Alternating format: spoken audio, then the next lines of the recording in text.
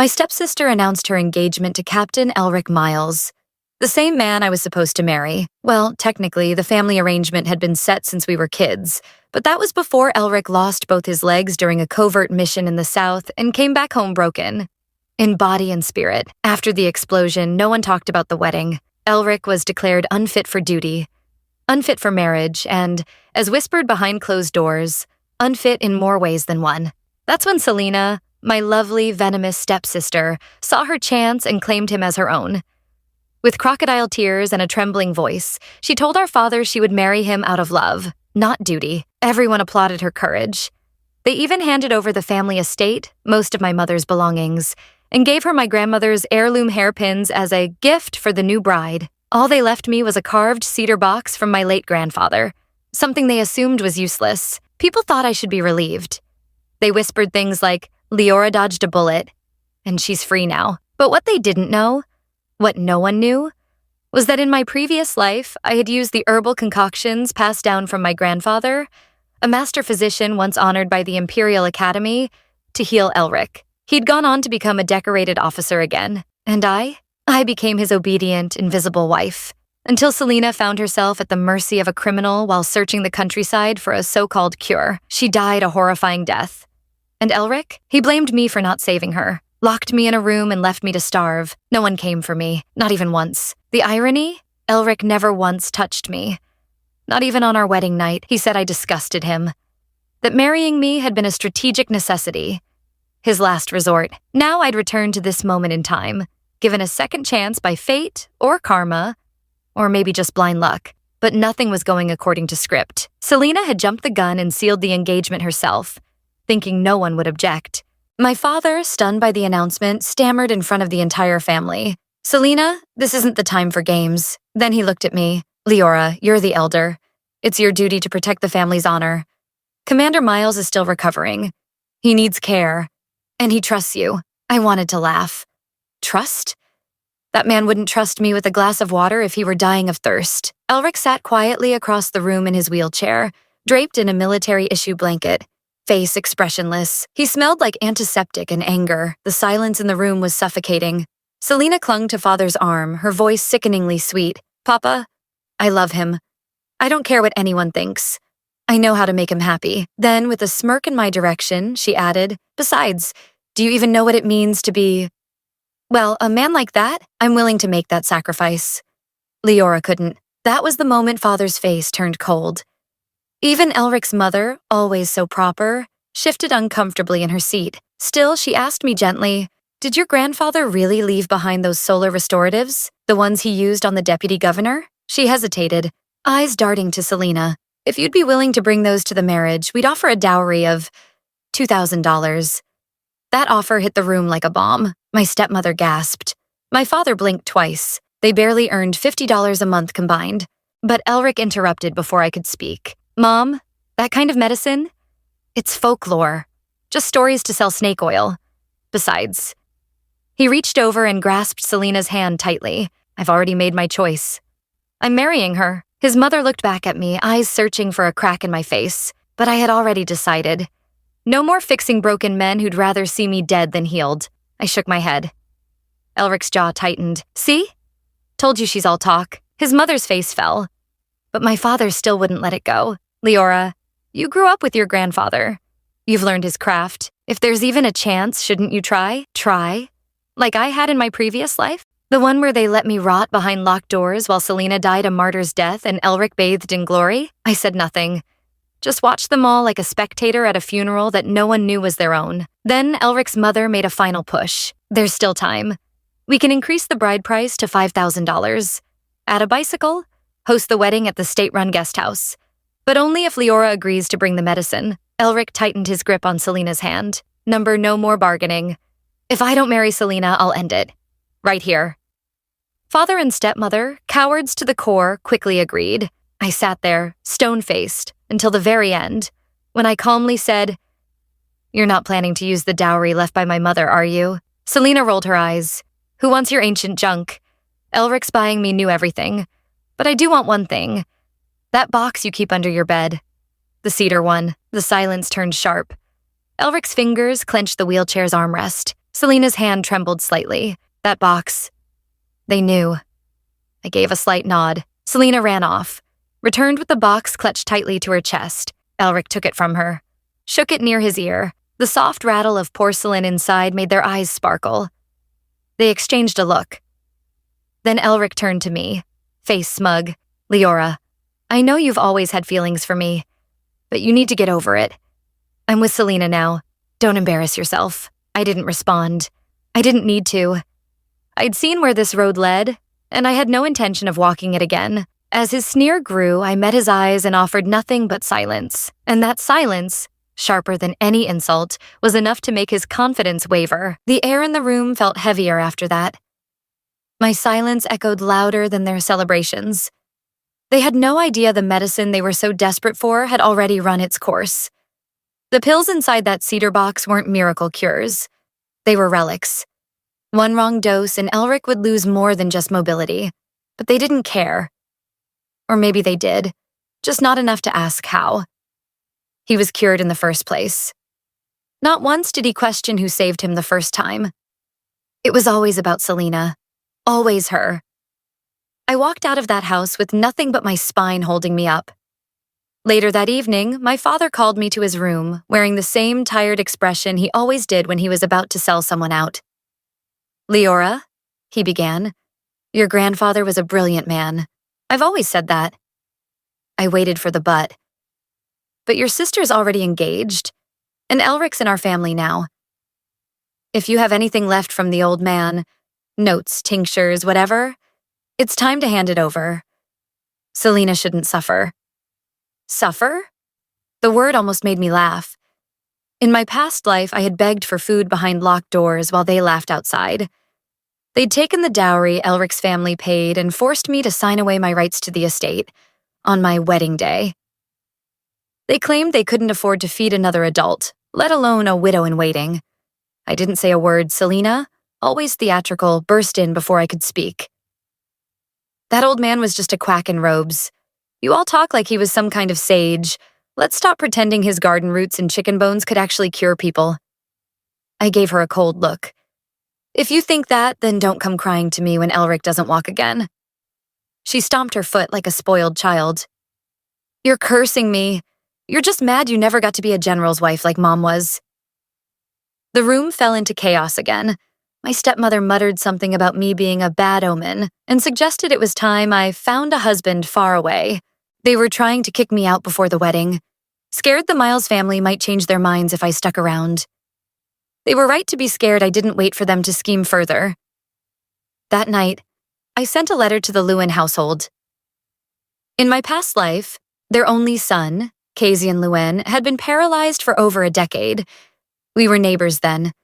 And during my final days, when I was starving to death, he'd noticed I hadn't opened my window in days.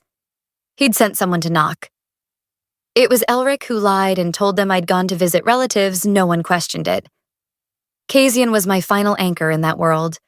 And now, in this life, I would save him and met Mrs. Lewin at dawn. The next day, she looked worn but alert. Are you sure, child? He hasn't moved anything below his chin in years. Her hands trembled as she poured tea. He doesn't need a wife. He needs a nurse, and we don't expect anything from you except your time. I nodded. I won't run. Even my father looked stunned when I returned with signed transfer papers. You're serious? He asked, disbelief widening his eyes. You're actually marrying that invalid? Better a man who tried to save me than one who tried to burn me alive, I thought. I moved into the Lewin home the next morning. Casian's condition was worse than I remembered. Atrophy in the limbs, pulse weak, and his eyes dim like someone who'd stopped hoping years ago. But I got to work immediately. I adjusted his diet, changed his bandages, applied acupressure techniques my grandfather had taught me.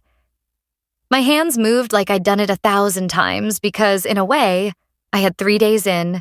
Casian moved his fingers. His mother cried so loudly the neighbors came running. Casian looked at me like I was something divine, his fingers trembling as he reached for my wrist. Thank you, he said over and over. Thank you for giving me a second life. Meanwhile, Elric and Selena were preparing for their grand wedding silk ribbons, floral arrangements, invitations written in gilded ink. It was the kind of wedding every girl dreamed of. But the groom still sat in a wheelchair, and behind that cold gaze, he must have known something was wrong. The miracle hadn't come. He was healing slowly. Too slowly, the day before Selena's wedding, I went back home briefly, as custom required. My old room had been gutted. Everything was Selena's now. They'd shoved me into the old storage shed in the back, dusty and full of mold. My father stood at the doorway, shaking his head.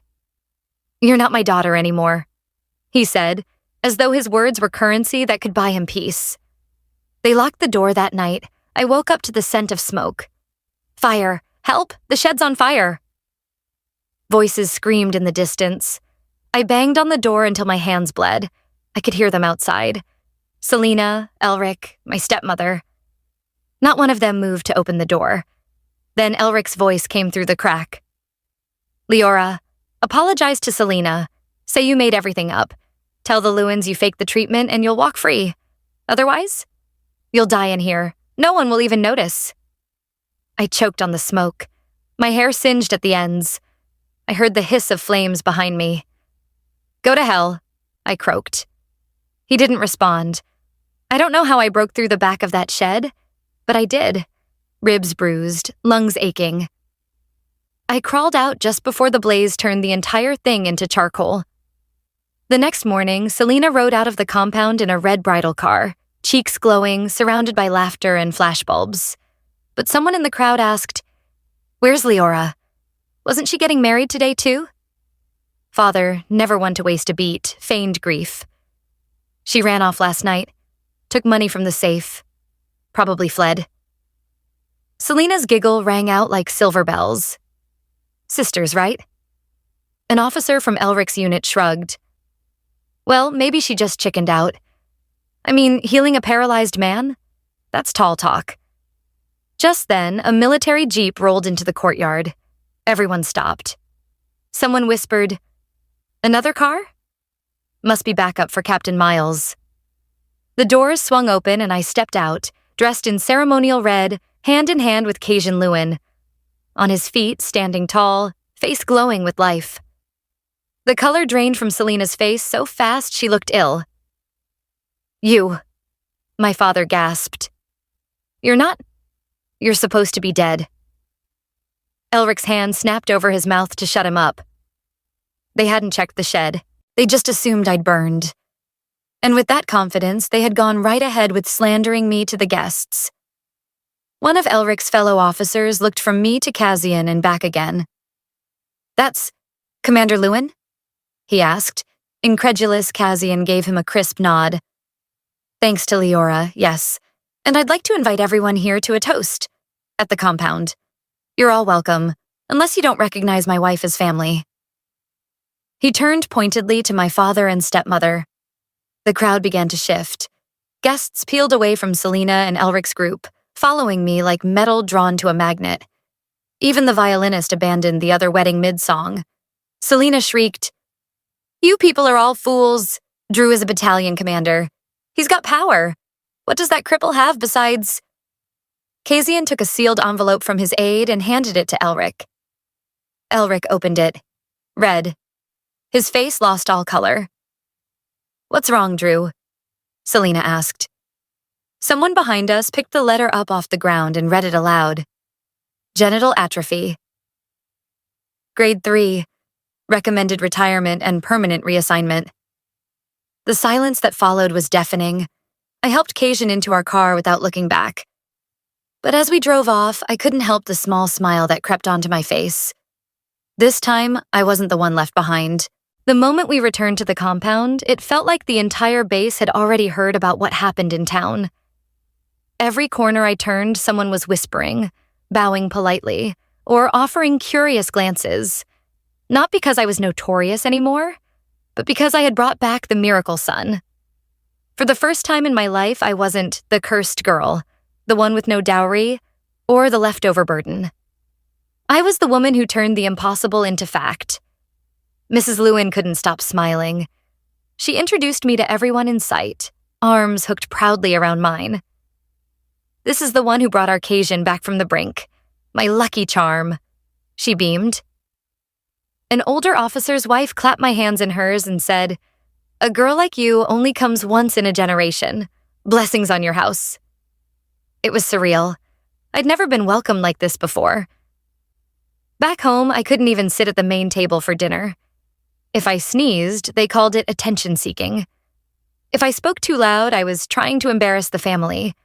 But here I was seen, appreciated, celebrated. The banquet that evening felt more like a coronation than a wedding. Lanterns lined the courtyard, and even though it was small and modest, the warmth more than made up for the lack of grandeur.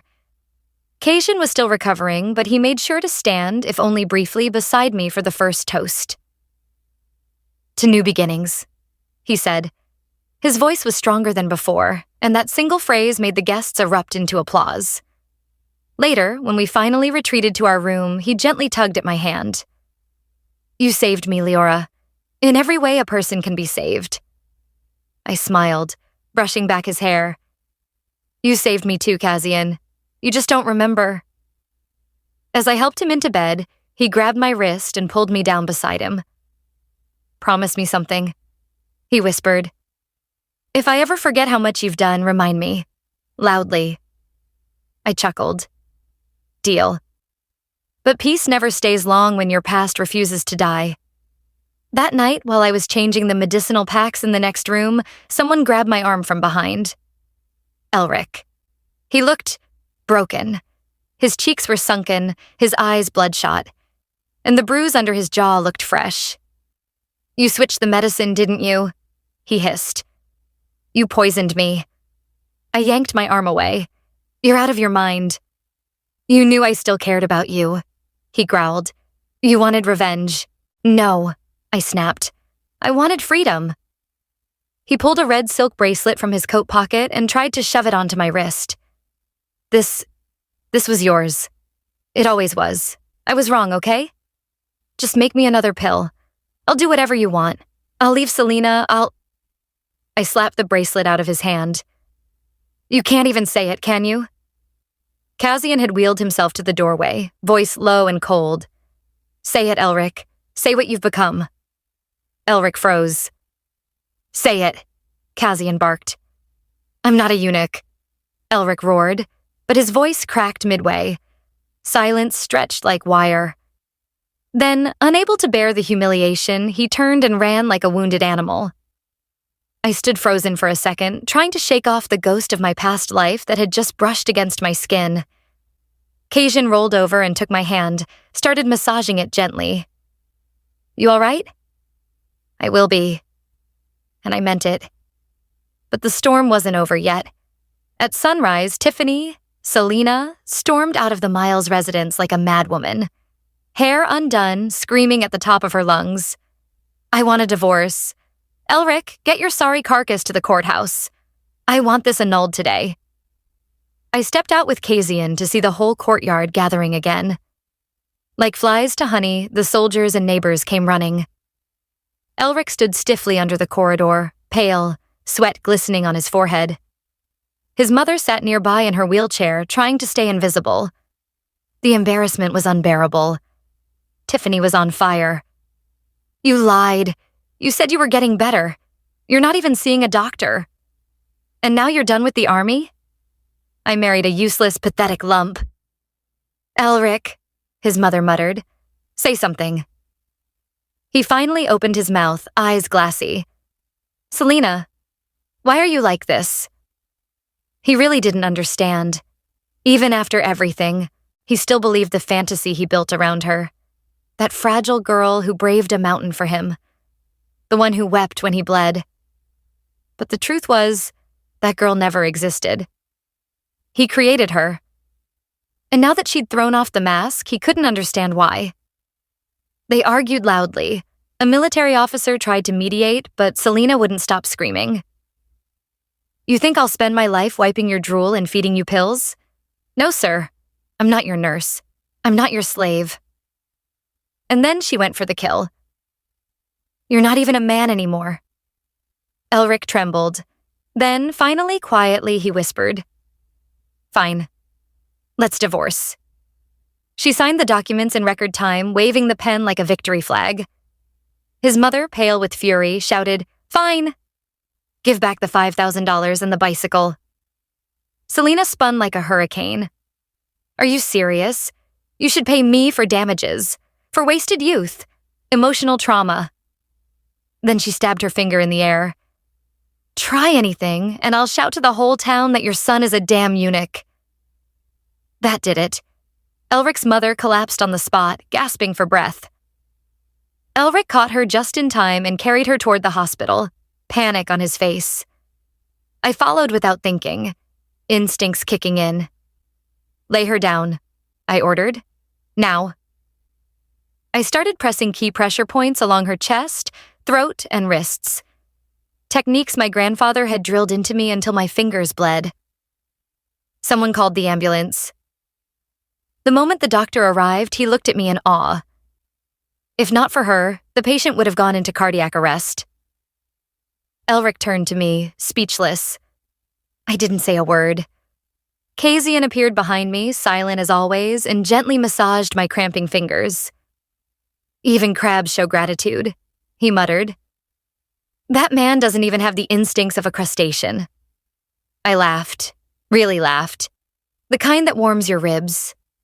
I looked at him, that boyish tilt of his smile, and whispered, "Thank you." He blinked, surprised by the weight in my voice. Later that night, I told him everything about the other life, the locked room, the starvation, the betrayal, how I died without anyone mourning me. He didn't interrupt once, just held me tight like a wall against the past. When I was done, he said simply, "No wonder you called him a bastard." He looked down at me. "But it's over now. You're here. You're safe." "You're not disgusted? He tried to kill you, and then blamed you for surviving. That man's debt hasn't even been paid." I nodded slowly. Casian leaned in closer. "So, what do you say? Should we send him to a remote border town and make sure he never sees your shadow again?" I laughed again. Yes, let's do that. I should have known the peace wouldn't last long.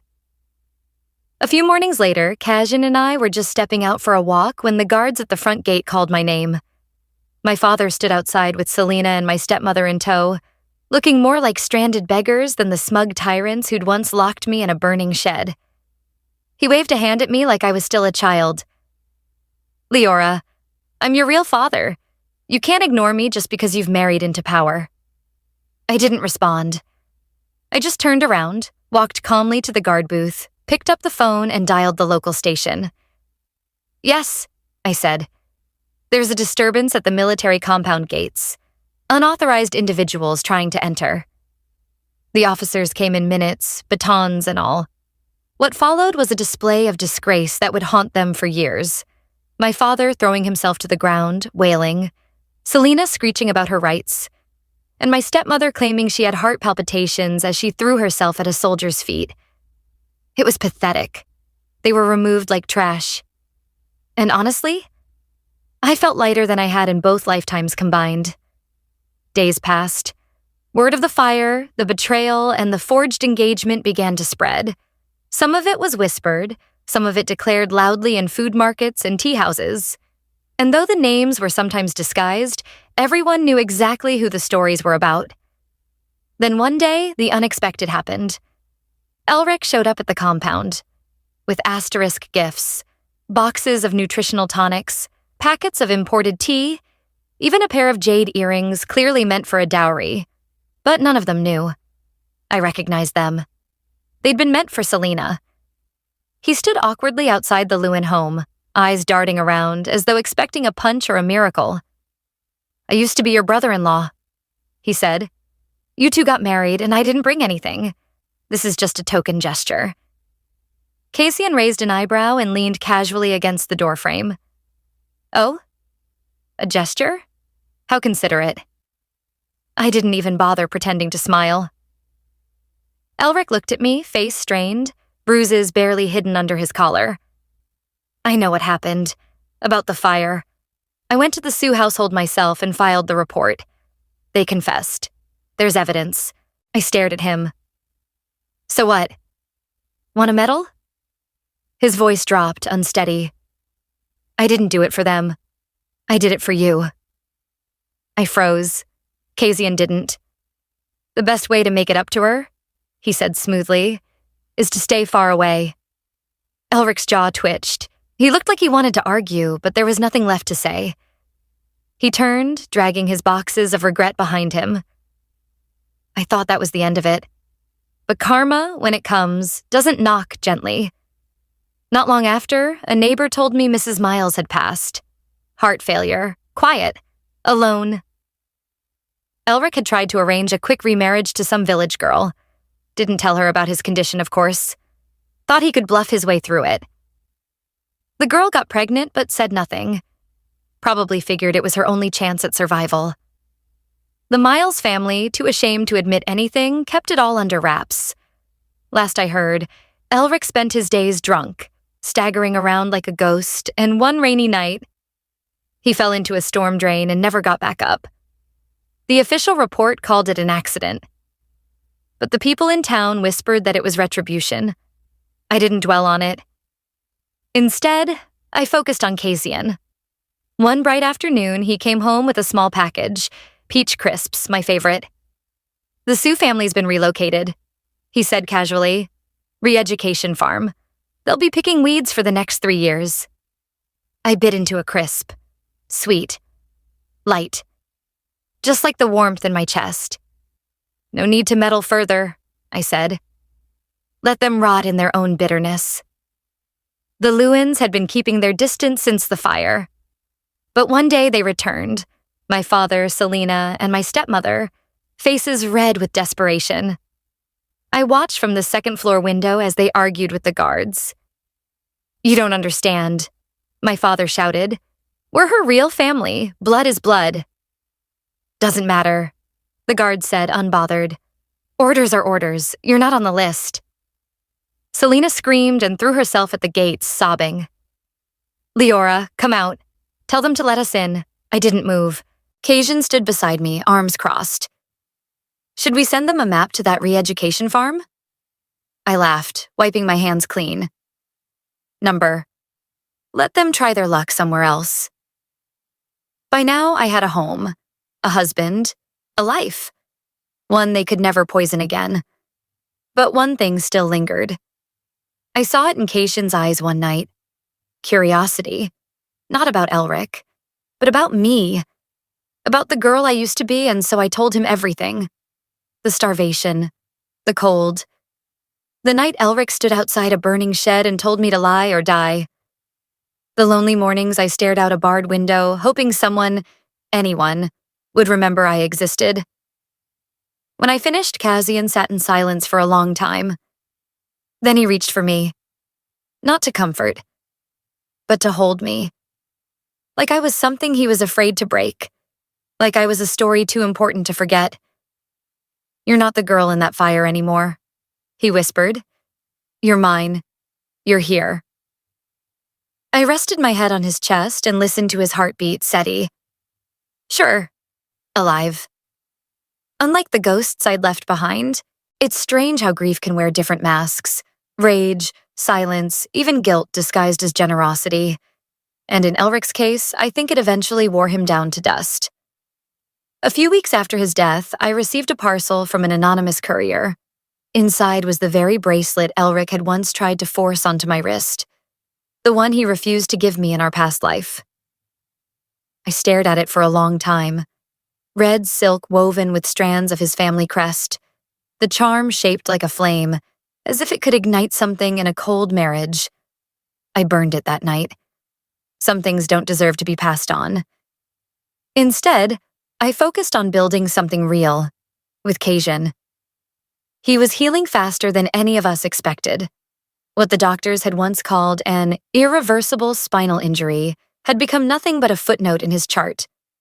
Within 3 months, he was able to walk with crutches. By the 6th, he could make it down the garden path without help.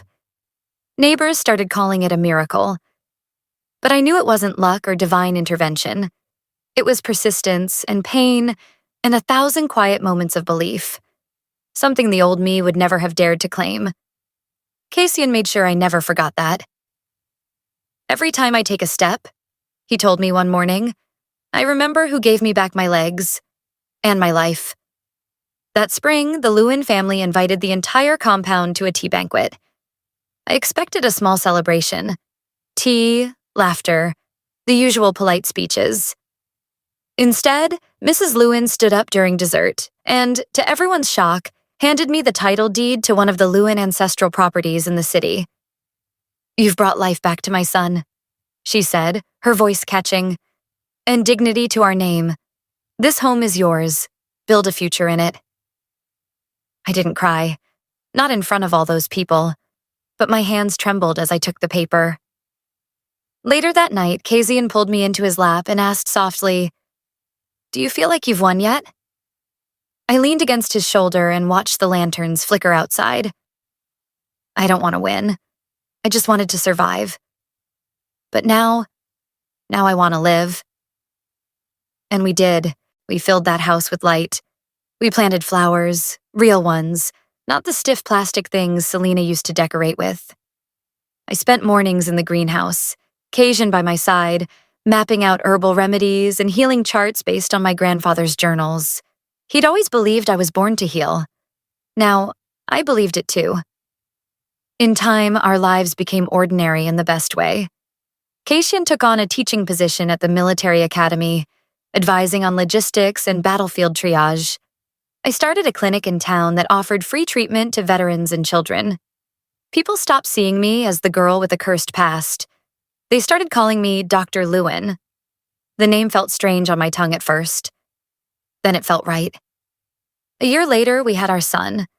He came into the world with lungs like a lion and a grip that rivaled his father's. We named him Riven, after my grandfather's favorite verse about rivers carving stone. Strong, enduring, quietly unstoppable. Riven smiled early, walked fast, and had Cassian's curiosity mixed with my stubbornness. And though the Luens tried to spoil him rotten, I made sure he learned where he came from. Not out of shame, but so he'd understand what strength really meant. Sometimes I'd take him into the garden at sunset, point at the stars beginning to flicker and whisper, "Those are reminders, my love, not wounds." When Riven turned 2, I heard that Selena had been arrested for forging medical credentials and running a fake clinic. Apparently, she'd tried to sell fake pills using my grandfather's name, but the court didn't buy the act. She cried, screamed, accused me of setting her up. I didn't even show up to the trial. There was no point. Some ghosts aren't worth summoning twice. My father never visited again. Word was he moved to the northern provinces with my stepmother, scraping together whatever was left of their pride. Occasionally, I'd hear a traveling merchant mention a man who claimed to have once had a gifted daughter, but no one ever took him seriously. Their names faded with the seasons, but Elric's, his name remained. He was buried with military honors, as was protocol. I attended the funeral, not out of grief, but respect for the part of me that had once tried so hard to be his salvation.